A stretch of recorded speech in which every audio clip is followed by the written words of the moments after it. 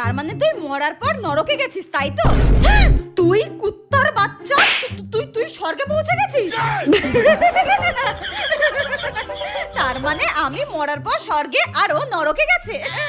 আমি নরকে পৌঁছালাম কিভাবে আর তুই স্বর্গে গেলি কিভাবে? কি করে মানে? ভালো কর্ম করেছি তাই এসেছি, তোর মতো তো আর কুকর্ম করে বেড়াইনি। আর তুই তোর কর্মের ফলই পেয়েছিস। কিন্তু আমরা তো বেস্ট ফ্রেন্ড ছিলাম।